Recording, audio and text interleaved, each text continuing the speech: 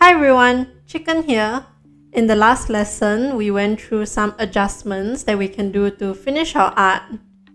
In this lesson, we will make use of particle effects to further enhance our character art. Particle effects are little visual additions that can really enhance our illustrations. Not only do they help fill up space and add detail to our illustrations, but they can also add atmosphere and movement. Personally, I think different effects fit different styles, but there are some that I feel can be pretty universally utilized. So let's start with those first. The first one, which is the one that I use the most, is simple dots. They are like bits of dust in the atmosphere, which I think works really well to finish pieces.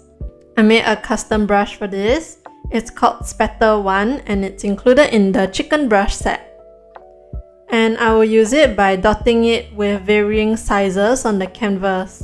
Usually I will concentrate it around where I think could use more detail, but I like to have just a little bit overlap with our character too.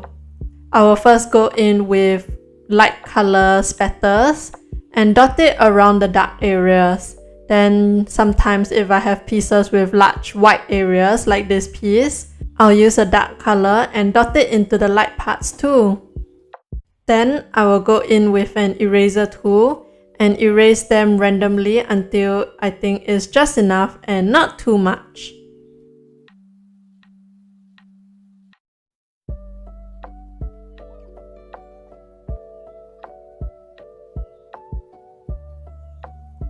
The next particle effect is floating flower petals. I draw a lot of flowers in my character art, but honestly we can use this for pieces without flowers too.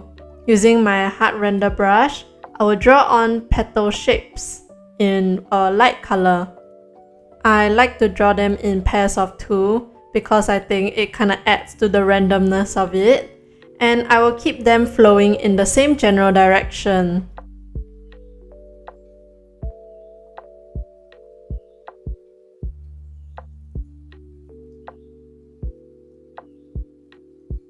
Next, I'll set them to add layer mode and adjust the opacity so they have that glow effect. If we want to add more movement, we can create a new layer and draw on petals that are closer to the camera. Then open the adjustments and apply a motion blur to it. We can do this with the previous particle effect too, and it just adds some movement to our particle effect. Now moving on to the third one, bloom triangles. I always like working with angular shapes, and one way to do it is to use the select tool. We will just go into the freehand select and I'll tap in 3 points to create triangles of varying sizes. Again, I'll group them into 2s and I'll kinda just randomly place them around the canvas where there is not so much detail.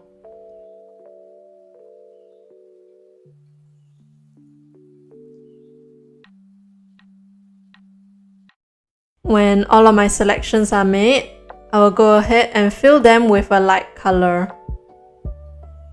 Now, I'll go into adjustments, bloom, and I will add a bloom effect to them. It's kind of a glow without using the add layer mode.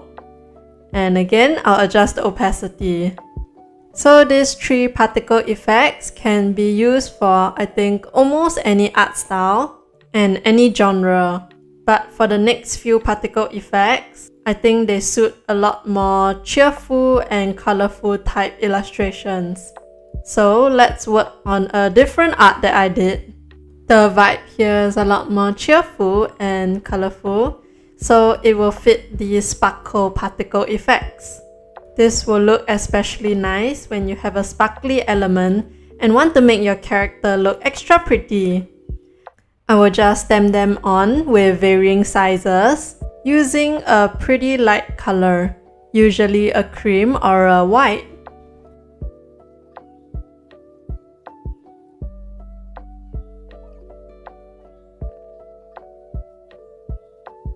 and then change the layer to a add layer mode.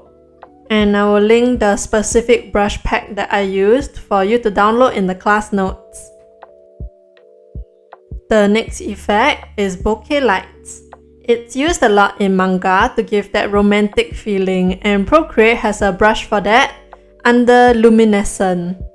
We can just stamp it on like this, and usually I'll give it a few tries because the way it stamps on is quite random.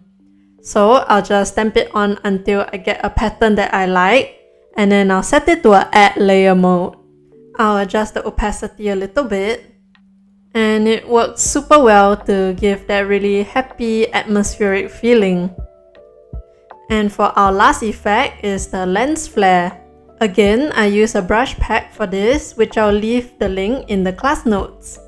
I like to use the ones that are kind of long, and I'll stamp them on coming out from usually a bright light source like the sun.